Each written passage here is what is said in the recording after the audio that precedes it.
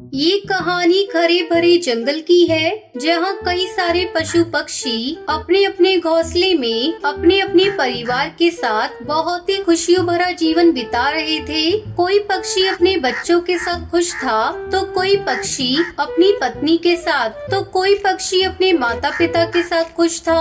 पर उस जंगल में एक कालू नाम का कौवा ऐसा पक्षी था जिसके संसार में कोई अपना नहीं था। न उसकी शादी हो पाई थी, न उसका कोई साथी था। वो बस अकेले ही अपना जीवन जी रहा था। एक दिन कालू कौवा अपने घोंसले में बैठा हुआ था, तभी उसके पास एक बंटी कबूतर आता है। क्या हाल है कौवे भाई? अकेले बैठे बैठे क्या सोच रहे हो? कुछ नहीं कबूतर भाई, बस अपने जीवन का आनंद ले रहा हूँ। अरे कौवे भाई, आप भी कमाल करते हो। अकेले कैसे कोई जीवन का आनंद ले सकता है? बल्कि हम पक्षी तो अपने परिवार, अपने बच्चों, अपनी पत्नियों के साथ खुश रहते हैं। अच्छा, लेकिन मेरे जीवन में कोई है ही नहीं। पत्नी और बच्चे होने से संसार में समस्या होती है, परेशानियाँ होती हैं, बहुत से सुख दुख होते हैं। जब हम अकेले रहते हैं तो ना कोई दुख होता है, ना कोई समस्या। हम आराम से खुशी खुशी अपना जीवन बिताते हैं। कौवे भाई, आपने केवल अकेले रहकर जीवन का आनंद लिया है ना, इसलिए आपको ये नहीं पता है कि शादी के बाद हम पक्षियों का जीवन कितना खुशहाल हो जाता है। हमें जीने के लिए एक नया अंदाज मिल जाता है। आज आप अपने इस अकेले सन्नाटे भरे जीवन को भूल जाएंगे जब आप मेरे साथ मेरे घोंसले में चलकर एक दिन बिताएंगे। सवेरे सवेरे पत्नी का वो प्यार से जगाना, रात में थके हारे घोंसले में आने के बाद जब पत्नी अपने हाथों से प्यार भरा भोजन बनाकर खिलाती है, उस प्यार भरे भोजन को खाकर सारे दिन की थकान दूर हो जाती है। क्या इतना सब कुछ होता है शादी के बाद? मुझे तो ये पता ही नहीं था। हाँ कौवे भाई, शादी के बाद जो जीवन होता है ना, वो एक खुशनुमा, खुश मिजाज जीवन होता है। आप एक बार शादी करके तो देखिए, आपके जीवन में भी खुशियों की बहार आ जाएगी। अगर ऐसा है कबूतर भाई, तो मैं शादी जरूर करूँगा। ये हुई ना बात। पर मैं शादी किससे करूँगा? कौन सी पक्षी मुझसे विवाह करेगी? अरे उस बात की चिंता तो आप छोड़ दीजिए कौवे भाई। मैं हरी तोता और बबली कबूतरी, हम तीनों मिलकर आपके लिए एक सुशील आज्ञाकारी चिड़िया को ढूंढेंगे। फिर आपका जीवन भी खुशियों से भर जाएगा। मैं अभी जाकर दोनों पक्षियों को ये बात बता देता हूँ। बंटी कबूतर खुशी खुशी वहाँ से उड़कर बबली कबूतरी और हरी तोता के पास जाता है और उन दोनों को सारी बात विस्तार से बताता है। क्या? अरे उस मुरझाए हुए पौधे को अचानक से अपने ऊपर हरियाली लाने का शौक कहाँ से पैदा हो गया है? सुनो बबली बहन, आप अपना ये मजाक बंद करेंगे और कृपया करके उस कौवे के सामने कोई भी ऐसी बात मत कह देना कि वे कौवे भाई का मन शादी करने से मना कर दे। बड़ी मुश्किल से मैंने उन्हें मनाया है। अरे मुझे क्या, मैं कहाँ कुछ बोल रही हूँ। तीनों पक्षी उड़कर पास वाले जंगल में जाते हैं और एक कुंवारी चिड़िया को देखते हैं जो अकेली उस जंगल में एक घोंसले में रहती थी। अरे कौन है रे? टुनटुनी बहन, हम आपके लिए एक रिश्ता लेकर आए हैं। हमारा एक मित्र कालू नामक कौवा पक्षी है। हम आपकी शादी उससे करवाना चाहते हैं। क्या बोला रे? तू मेरा बाप है जो मेरी शादी करवा रहा है? अरे बाप रे बाप, ये तो डॉन लग रही है। अरे टुनटुनी बहन, वो बड़ा ही सीधा साधा पक्षी है, वो आपको बहुत खुश रखेगा। काफी मेहनत और मशक्कत के बाद टुनटुनी चिड़िया कालू कौवे से शादी करने को राजी हो जाती है। बंटी कबूतर और वो दोनों पक्षी टुनटुनी चिड़िया को अपने जंगल में ले आते हैं और देखते ही देखते दोनों की शादी हो जाती है। तभी टुनटुनी चिड़िया बंटी कबूतर से कहती है, ओ निठल्ले कबूतर, चल निकल अब यहाँ से। शादी हो गई ना, अब कल्टी मार यहाँ से। अरे बाप रे, ये चिड़िया तो बहुत ही खतरनाक लग रही है। सुनो चिचोरो, दोबारा यहाँ दिखाई दिया ना तो हड्डी तोड़ूंगी, फिर मोड़ूंगी, समझा ना? अरे कबूतर भाई, ये किसको ले आए हैं? हमारी भलाई अभी इसी में है कि चुपचाप यहाँ से निकल लो। तीनों पक्षी वहाँ से निकल जाते हैं। टुनटुनी चिड़िया के बात करने के अंदाज से कालू कौवा आश्चर्यचकित हो जाता है। अब क्या बैल की तरह यहीं खड़े रहेंगे? अंदर चलिए अब। हाँ चलो। दोनों पति पत्नी घोंसले में आते हैं। अच्छा टुनटुनी, अब अपने हाथों से अच्छा सा खाना बना दो। पागल हो गया है क्या? मुझे क्या अपनी नौकर समझ कर रखा है? चल अब मेरे लिए और अपने लिए बढ़िया सा भोजन बना। और सुन, भोजन में अगर स्वाद नहीं आया ना तो तेरे पिछवाड़े को मार मार कर लाल मिर्च की तरह बना दूंगी। कालू कौआ चुपचाप दोनों के लिए भोजन बनाने लगता है। देखते ही देखते कई दिन बीत जाते हैं। टुनटुनी चिड़िया कालू कौवे पर इतना जुल्म करती है कि सारा काम उसी से करवाती है। कालू कौवा भंवरे की तरह अपने जीवन में गोल गोल घूमने लगा। वो टुनटुनी चिड़िया से इतना परेशान हो जाता है कि एक दिन वो अपने घोंसले से उड़कर एक पेड़ पर आकर बैठ जाता है और अपने आप से बातें करने लगता है। अरे अच्छा खासा कुंवारा था, फंस गया शादी करके। तभी बंटी कबूतर और हरी तोता दोनों वहाँ से उड़ते हुए जा रहे थे। तभी वो कालू कौवे के पास आते हैं। क्या कौवे भाई, शादी के बाद मजे से कट रहा है ना आपका जीवन? अरे तेरे मजे की तो ऐसी की तैसी। कबूतर, ये किससे मेरी शादी करवा दी रे तूने? अब तक ये समझ में नहीं आ रहा कि उस घोंसले में मेरी वो पत्नी है या मैं उसकी पत्नी हूँ। पूरे जीवन का सत्यानाश कर दिया तुम दोनों ने। आखिर में कालू कौवा अपनी पत्नी से परेशान होकर उस जंगल से चला जाता है और शादी न करने की कसम खाता है। टुनटुनी को बचपन से ही खाना बनाने का बहुत शौक था। उसके पिताजी कालू कौवा लोहे के औजार बनाने का काम करते थे। उसकी माँ सुंदरी फिर उन लोहे के औजार और बर्तनों को जंगल में बेच कर आती थी।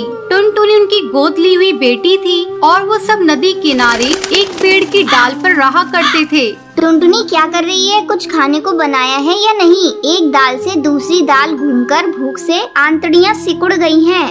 लो माँ, आज मैंने कुछ नया बनाया है। अरे तूने ये चावल में क्या डाल दिया है? ये बिरयानी है, मैंने आज ही सीखी है। अरे टुनटुनी बिटिया, जितना तू खाने पर ध्यान देती है कुछ काम पर भी दिया कर। अरे जब देखो कुछ ना कुछ खाने को ही बनाती रहती है। 1-2 साल बाद तेरा ब्याह भी करना है, कुछ घर के काम भी सीख ले। ओहो, शर्मा गई। अच्छा चल जा बाहर भट्टी गर्म कर, लोहा पीटना है।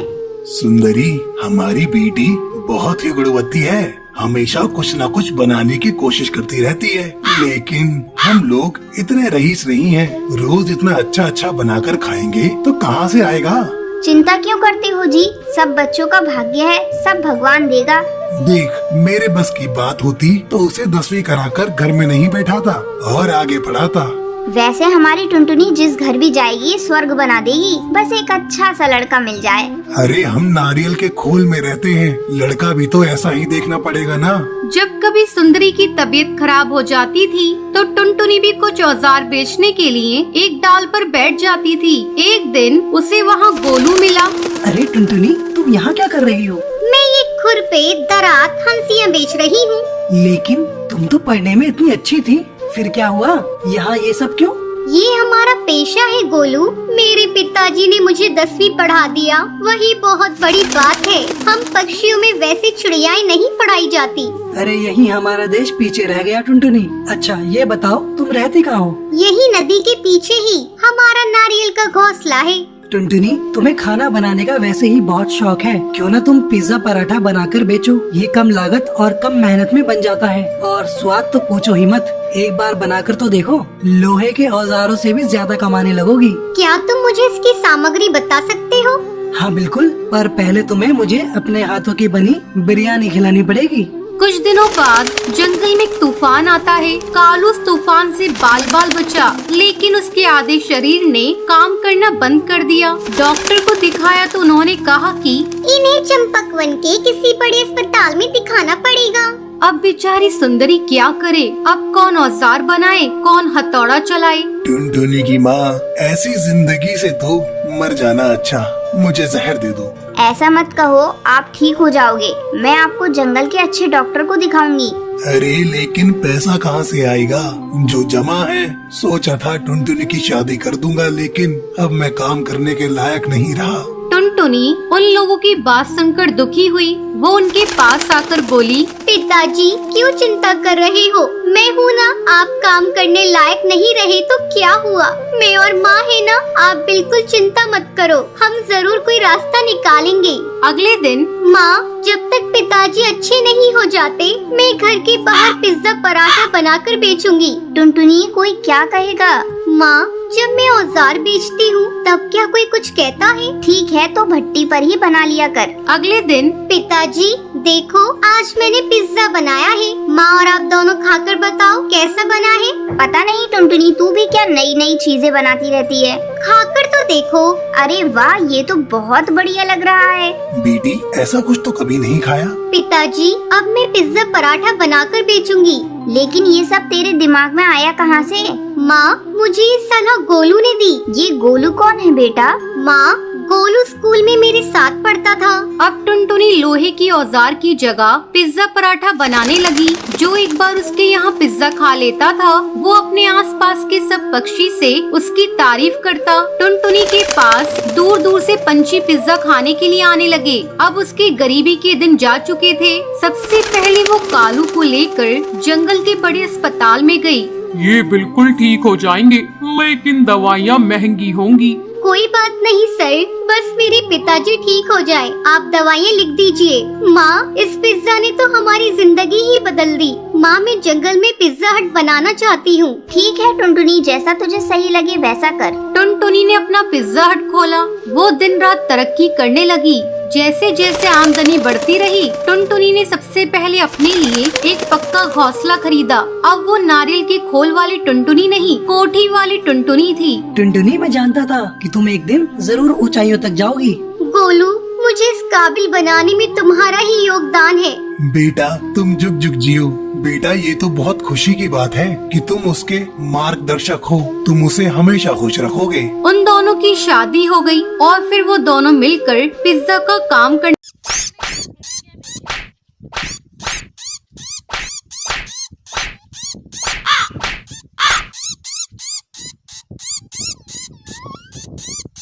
एक समय की बात है। सुंदरवन जंगल में टुनटुनी चिड़िया अपनी सौतेली बहन पिंकी चिड़िया और अपनी सौतेली माँ रानी चिड़िया के साथ रहा करती थी। टुनटुनी की माँ टूनी चिड़िया की मौत कुछ महीनों पहले एक सांप के काटने के कारण हो गई थी।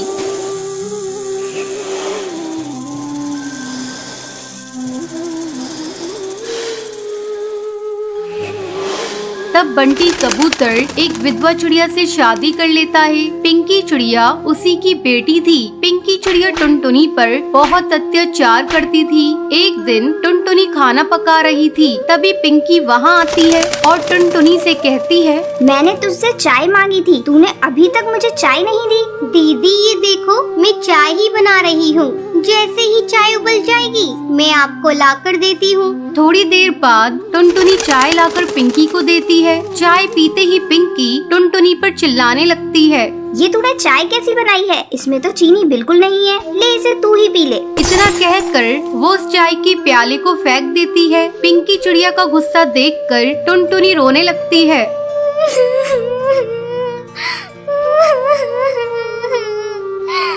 टुनटुनी की रोने की आवाज सुनकर रानी चिड़िया वहाँ आती है। तब टुनटुनी रोते हुए उससे कहती है,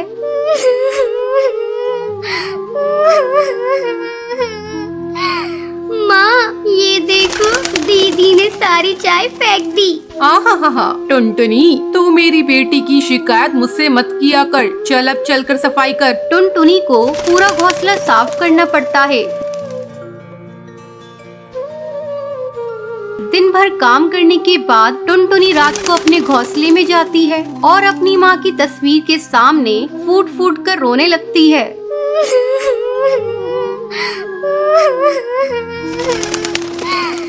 माँ, तुम मुझे छोड़कर कहाँ चली गई? पिंकी चिड़िया मुझे बहुत सताती है। पापा भी अब मुझसे पहले की तरह प्यार नहीं करते।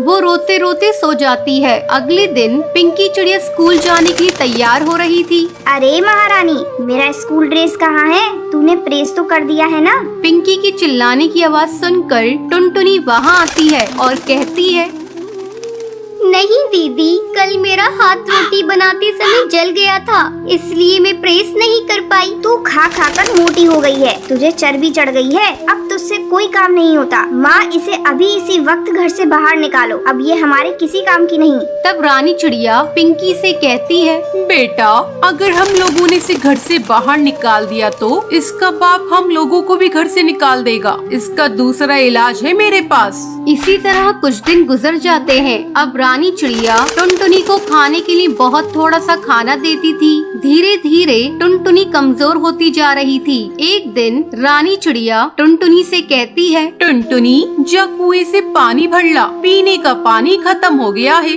माँ, मैं कुएं से पानी कैसे निकालूंगी? मैंने कभी कुएं से पानी नहीं निकाला, मैं कुएं में गिर जाऊंगी। तू डरती क्यों है? तेरे साथ पिंकी चिड़िया भी जा रही है। हिम्मत करके टुनटुनी पानी भरने के लिए कुएं पर जाती है। जैसे ही वो कुएं से पानी निकालने लगती है, पिंकी चिड़िया उसे कुएं में धक्का देने के लिए जाती है। पिंकी चिड़िया का बैलेंस बिगड़ जाता है और वो कुएं में गिर जाती है।